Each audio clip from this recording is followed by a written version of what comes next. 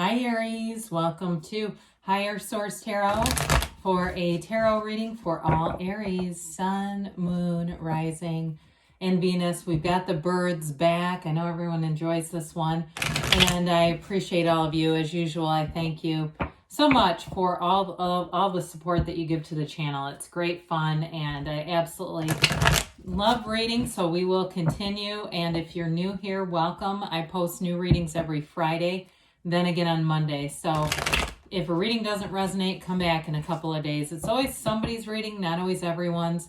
Every Friday is a general reading. Now, Mondays are a different style every week.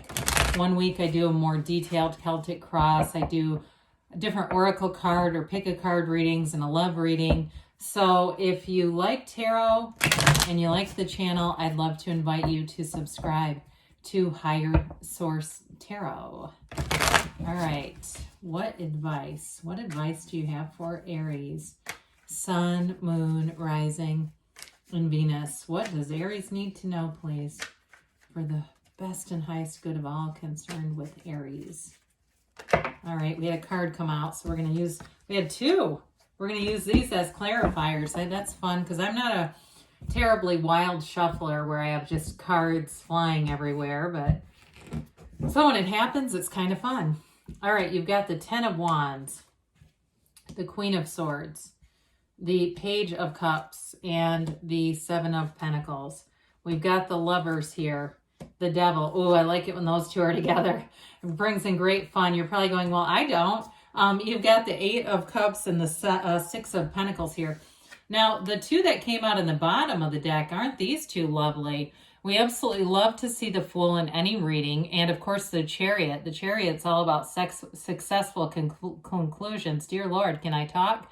I don't know why sex appeared in the middle of that, but maybe that's relevant for somebody, depending on what you're asking about. But either way, the Fool represents your soul, and it's always a message that you are in a transition. Now, when the soul meets the Chariot, or when the Fool meets the Chariot, the soul learns all about gains, accomplishments, victory, success. It's also law of attraction energy. So when we start to include this kind of stuff, you know, when we talk about law of attraction, you're attracting something very beautiful here. And so with the Fool too, you're releasing all resistance. There's freedom. Now there can be a bit of reckless abandonment with the Fool, but I will tell you this, with the Chariot brings in order, protection, and kind of a meticulous way of going about things. So with the Chariot, it gives great focus, where the Fool can maybe be a bit unfocused because the Fool's open to any experience. So I do feel like in this energy, you are attracting big time. You're attracting, it could be travel for some of you. The Fool reminds me of the feeling you have when you're on vacation, the first day you wake up in a new location and you can't wait to get out there and see the world. It's like that. It's feeling like you are absolutely on top of the world. You've got a brand new beginning here, okay? So I do feel like with the Lovers here too, if it is somebody from the past coming back with that Page of Cups, I do feel like there's going to be a second start with somebody here, but it's different this time. There's something different. I feel like they're funnier, they're more open, they're more easygoing, something like that. But others of you, it may just be a brand new situation too. So with the Ten of Wands here, you've definitely put in the work, okay? And it's time to put down those heavy wands. If it seems like you've been efforting a bit, we love that dose of the Fool because that will relieve you of this. That will allow you to be easier about things. Now, some of you too may just be very intentional in what you're doing. I used the word meticulous earlier, and it may be about that as well, that you've been kind of painstaking in your efforts. If it's something like work related, but I feel like you know there's a payoff with that Six and Seven of Pentacles. You can feel that it's here for you. So it's not effort wasted. It's not energy expended for no result. But I do feel like you have a shift coming. You know, the tens are all about new cycles. And so I feel like there's a shift where things get a lot easier. And you may find too that if you've been short-staffed at work, new people, and they might just be seasonal, but they'll at least be extra people to kind of take up the burdens. And it may just be representative of the cycle that we've all been in, you know, having to kind of recheck things and negotiate things more than ever. So with the Queen of Swords, you definitely have a facility for communication. That upright sword also indicates victory. So if you have something where you have to negotiate, you'll have all the right words will be right at you'll have access to them. Unlike me today, dear Lord. But with this Queen of Swords, it really is knowing exactly what to say and when to deliver it. So I do feel like too, in terms of a relationship, there may be a pretty serious conversation, but it's not negative. It doesn't have to be necessarily harsh, even though she can be. It may just be more truthful, because the swords are all about seeking the truth. And it can be a bit of bold energy. The Queen of Swords is certainly not a shrieking violet. She's the kind of person, when you walk in a room, people take notice. And again, I feel like you are commanding a presence anyway in this reading. And you have this energy that's very empowered. So you go with it. She can be the card of the widow. And so for some of you, with that devil being here, if you've known some disappointment, it's really the energy of using that to your advantage in some way, really learning from the past, but not living there. And so with the Page of Cups here, we do like this. The Page of Cups reminds me a lot of the Fool. It's an energy being full of optimism, new energy coming in, curiosity, and wanting to get out, explore, see new things. Again, for people who are traveling, this is great as well.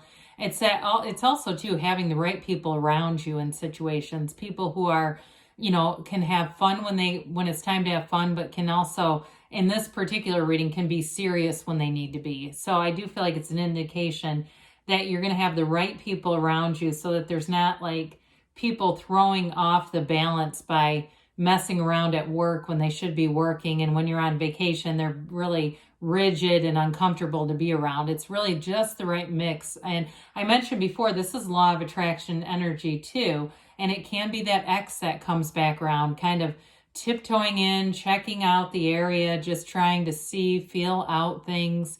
He's kind of a casual developing energy. And so it could also be that too. But in terms of a relationship, I mentioned with the Queen of Swords, I do feel like there's a more serious conversation coming. So the Seven of Pentacles, you're manifesting. Sevens are all about victory and security, safety, alignment. It's a successful conclusion, especially too with the Chariot being here.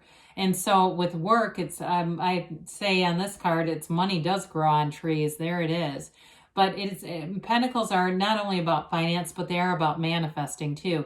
So those of you that have been trying to get something going here, if you've been trying to plan something or buy something new, this is where you start to see it moving forward. So it may have been with a delay, because this is kind of that what's next, right? It's kind of that taking a pause, trying to figure out the next next direction to take things. So I mentioned before, I do like to see the Lovers and the Devil to some extent because of the similarities in the card, but it's like you've got the shadow aspects in the Devil and it leads you into the light, right? So when you understand contrast, you know what you want, you'll be prone to putting your alignment, directing your focus into what you do want, and that's the Lovers, okay? So we've got Adam and Eve here in the Garden of Good and Evil, and they are it's really about you directing your thoughts, directing your subconscious too in manifesting. It also represents, though, choices in your life. So like I said, I do feel like you're going to be intuitively driven to making choices that you know are the next right thing. You will not mess around with getting involved with people that you know you don't belong with here. It's a relationship, though, that's an important relationship for you. So if there has been something from the past that just hasn't been fully decided, I think you're going to turn, there's an opening here. I feel like there's an opening to return to that love. Others of you, though, maybe something new. There could be something too about distance, like a long distance relationship for some of you.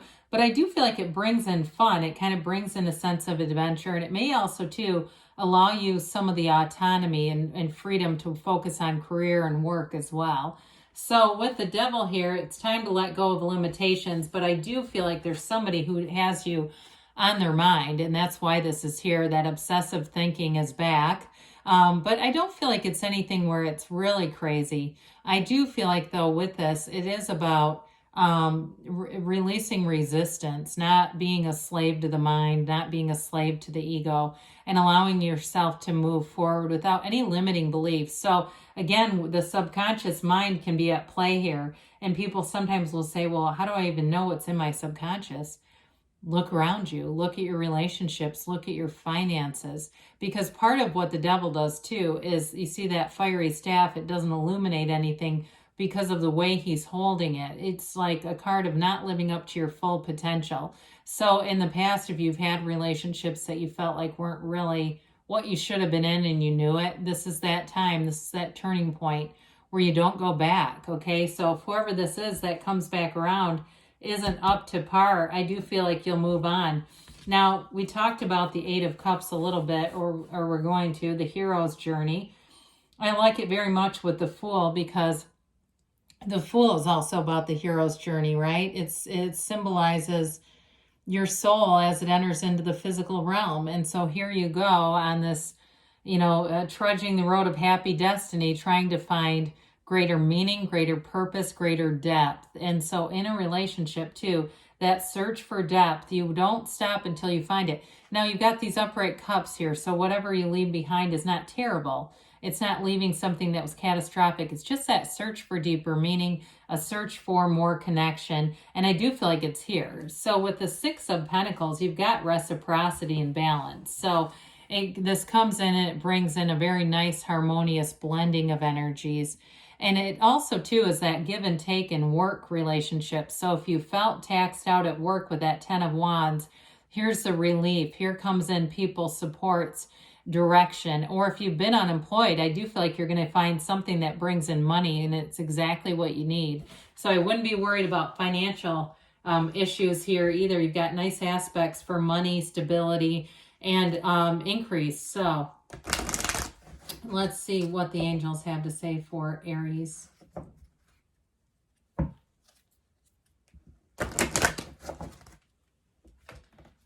And a timeline here.